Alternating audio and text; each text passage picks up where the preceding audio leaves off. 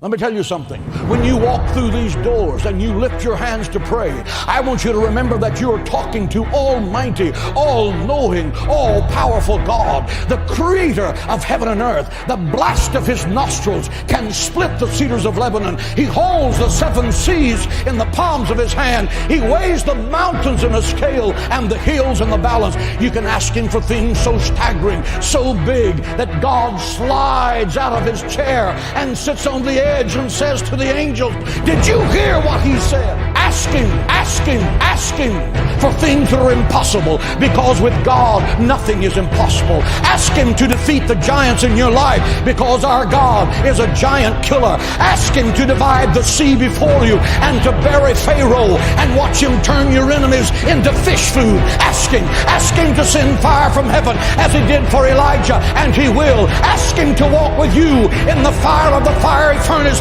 and be the fourth man in the fire, and he will. He said you will walk through the fire and the fire will not burn you. You will walk through the water and the water will not drown you. Ask him. He's the God who cannot fail. He's waiting to show you great and mighty things. Ask him. Pray. God in heaven wants you to have that power.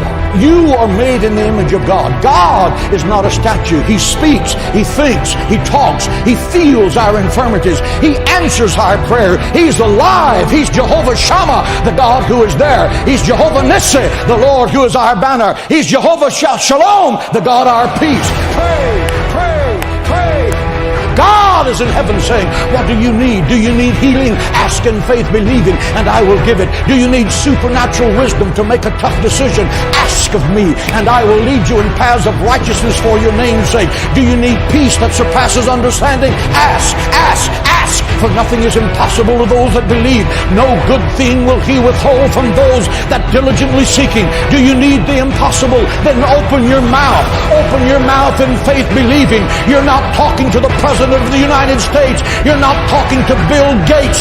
Both of them together can't control their next breath. You're talking to the Creator of heaven and earth. He owns the cattle on 1,000 hills. He uses gold for asphalt on the streets of heaven. He moves mountains. He divides seas. He'll give you wells you didn't dig, vineyards you didn't plant, houses you didn't build. He will make you the head and not the tail, because nothing is impossible to you.